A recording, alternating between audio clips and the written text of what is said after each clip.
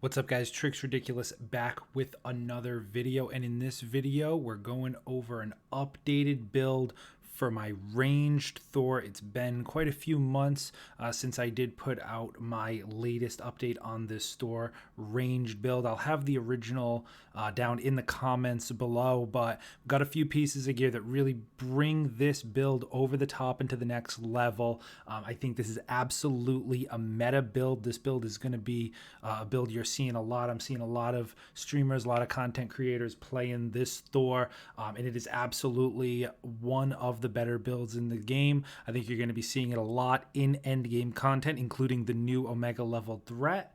That'll be coming out this month, but I'm going to break down the build for you, show you what's important, and end it really with some gameplay. Before we do, be sure to like, comment, and subscribe. All that stuff does help the channel, and I greatly appreciate it. But without further ado, let's get right into it.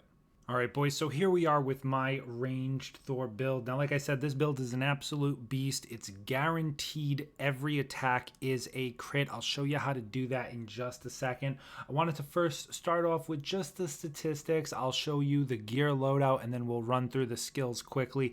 Honestly, the skills are really straightforward, so I'll probably spend a little less time on those, but there's really just one major skill that really makes everything tick with this build, and if you've played a ranged Thor in the past, you'll know exactly what I'm talking about. But looking at these stats here, so obviously you want to focus on precision. Precision is going to be extremely important. Obviously, pretty much all of our damage comes from ranged. Now, if you'll look here, you'll see that I've also got some pretty high Valor. Okay, now Valor is very good on Thor anyway. A lot of Thor builds that you'll see will just be pure Valor builds because Thor does have the best combination of heroics in the game, and he does just have intrinsically higher heroic rating than other characters. But Valor works really good on this build as well for a couple of reasons. One, obviously, we're still going to be using his heroics. We're not disregarding them, right? So having a decent amount of Valor will still help us do some good damage with all of his powerful heroics. But also, like I mentioned, this build is 100% crit chance build, right? It's always critting. Everything crits. So because of that, your Valor is actually giving you a lot of crit damage multiplier, right? So you'll see here, just with 235 Valor, I've got 279% crit damage. So for all of those guaranteed crits that I do, I'm going to be getting that massive crit damage boost. So it's going to come in very much in handy. And then, of course, just a little bit of resolve. You really don't need too much. I have 110 here. I would say just have over 100 resilience. If you can have like 50, that would be great. You'll notice I have a little bit of might that I don't really need. You'll see when I go through my gear, I can't really complain. It just one of my pieces happened to roll with a little bit of might, so otherwise it's a fantastic piece, so I can't really complain about that. But if you can get, if I could change anything, obviously higher precision, higher Valor, the more the merrier, and then a little bit more resolve would be nice, and then just a little bit of resilience. A small amount of resilience goes a long way, but don't go too much on resilience because it does have diminishing returns.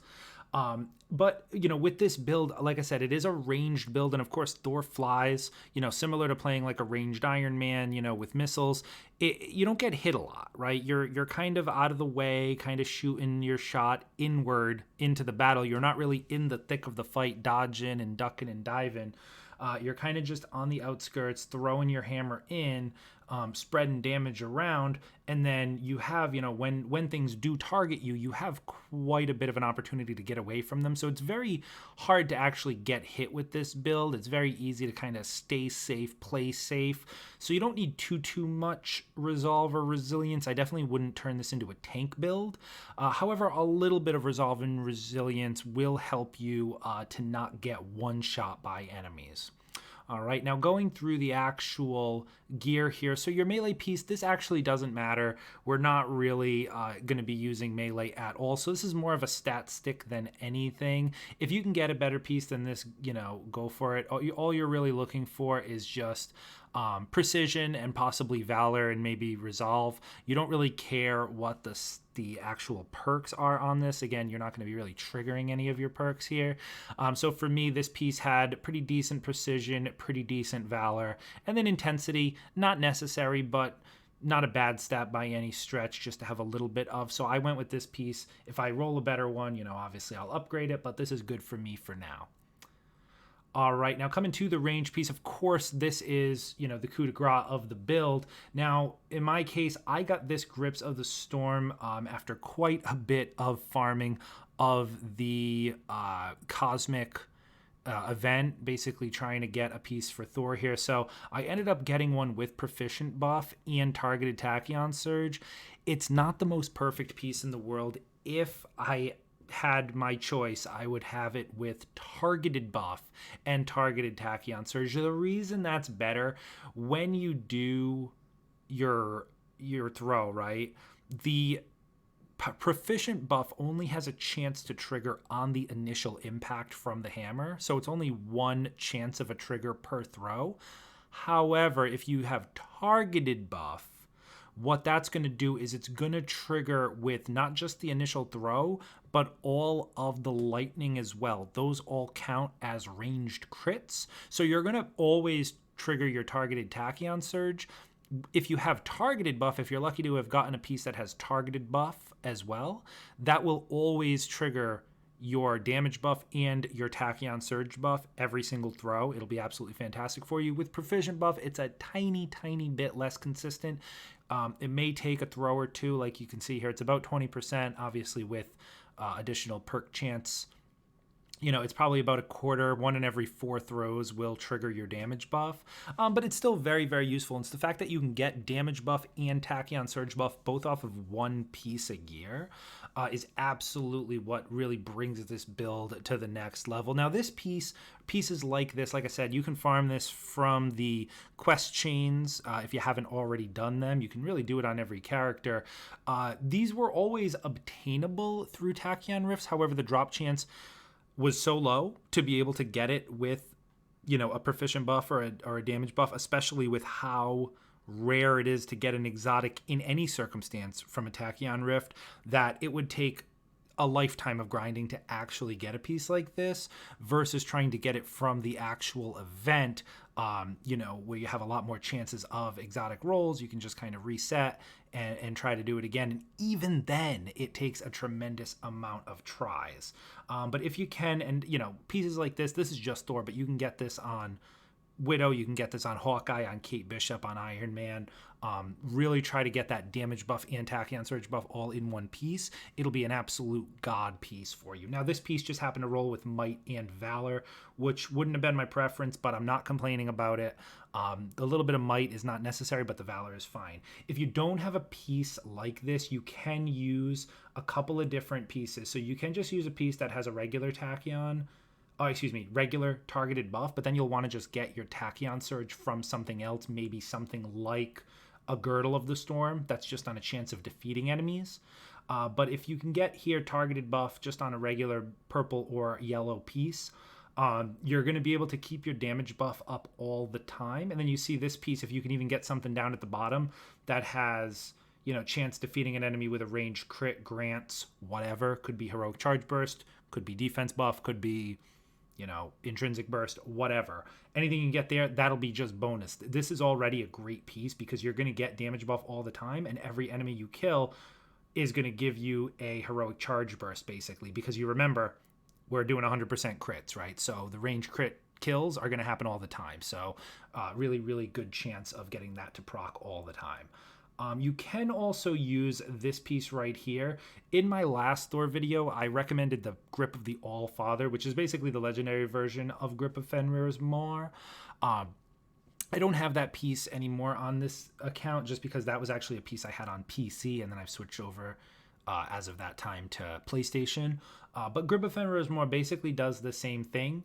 It's really that Mjolnir's Sight perk that you're looking for, so it greatly increases Mjolnir's ability to find targets and hit them on any return flight. Basically what that means is after you throw Mjolnir out and then you recall it, normally it comes in a pretty straight line. It'll still hit anything in the path, but it just kind of comes straight back to you. With the Grip of the Fenrir's Maw, it really goes heavily out of its way to kind of, plinko off of targets and ping pong around to hit everything on the way back. And it does actually do quite a bit of damage. Again, when you're throwing out your hammer and you're getting those guaranteed crits, everything is a crit, including all of the comeback hits.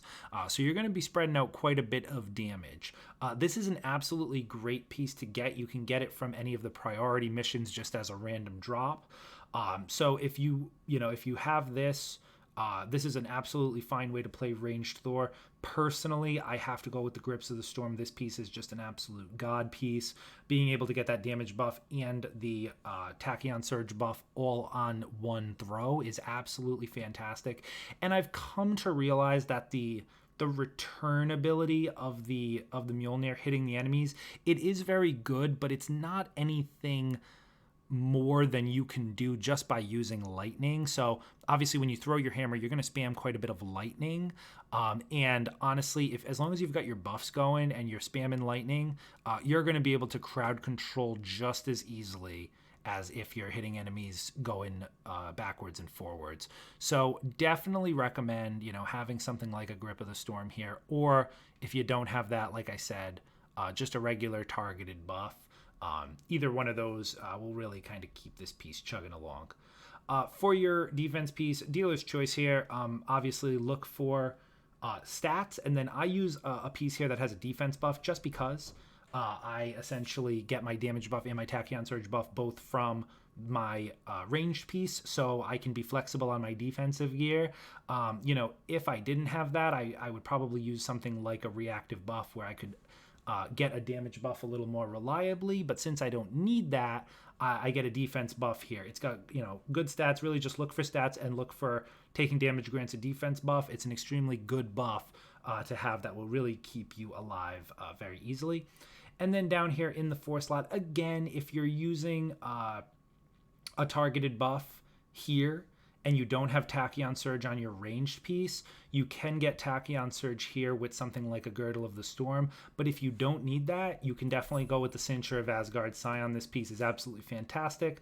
It's got the Lethal Jarvis Barrier and the charge rate of the Ultimate Heroic, and it increases your maximum Odin Force energy, which will actually be really useful in calling down that lightning.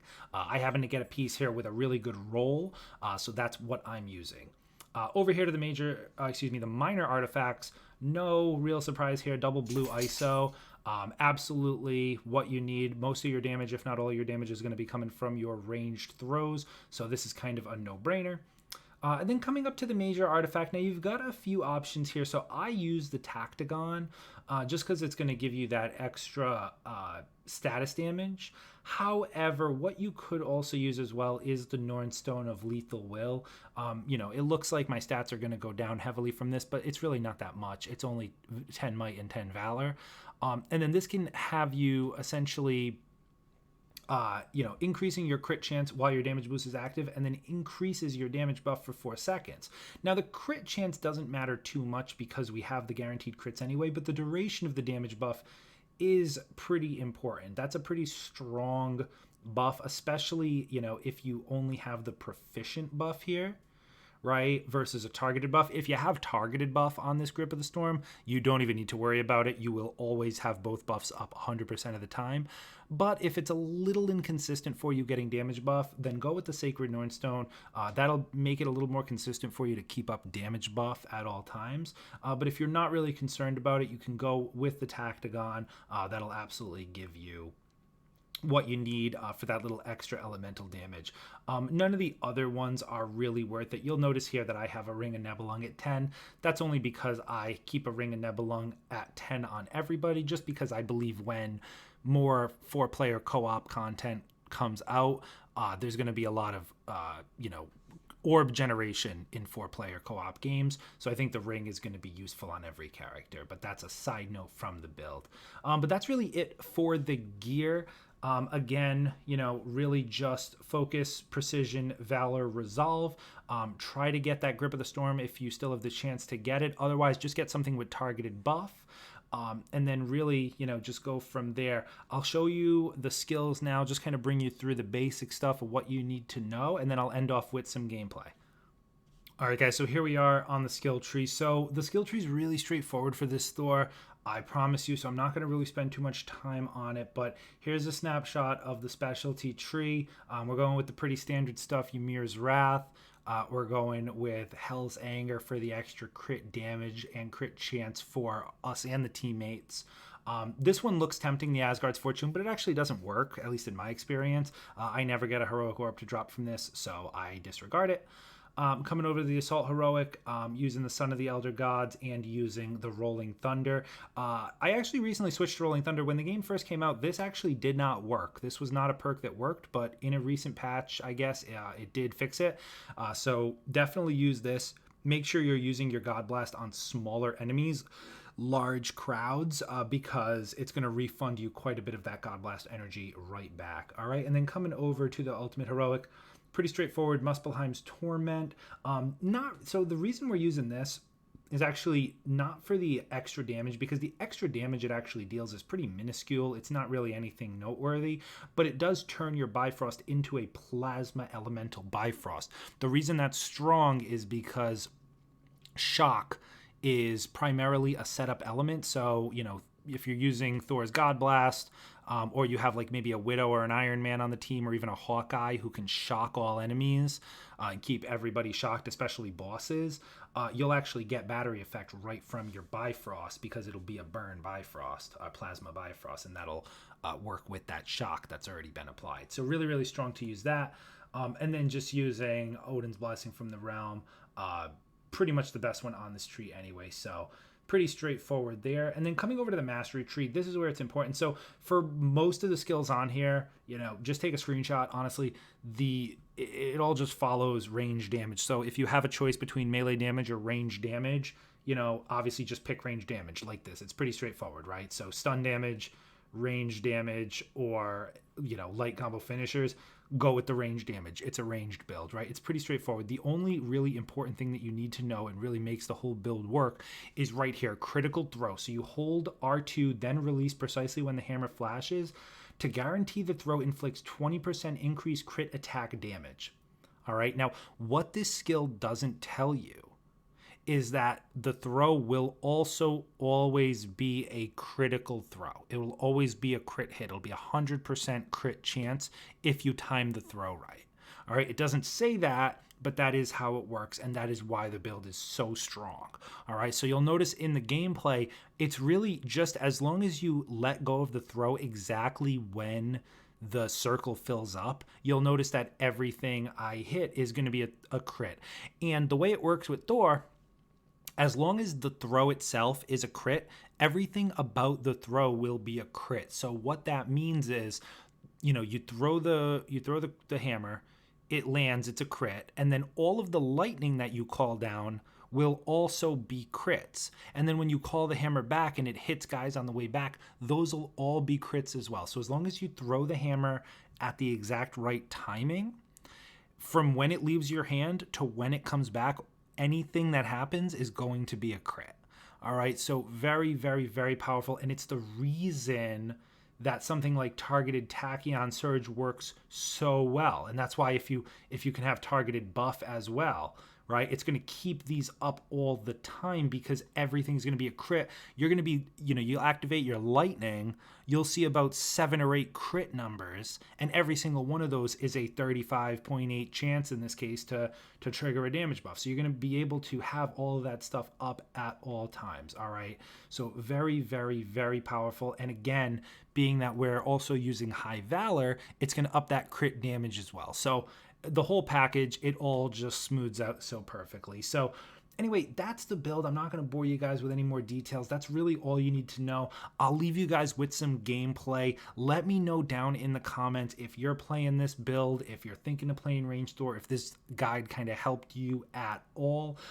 Like I said at the beginning, I think this is an extremely, extremely powerful build, and I think you're going to see a lot of Thor players playing this build, especially when end game content starts to roll around. But otherwise, that's all I've got for you in this one. Again, leave me a comment. Be sure to like and subscribe the video for more, and I'll see you in the next one.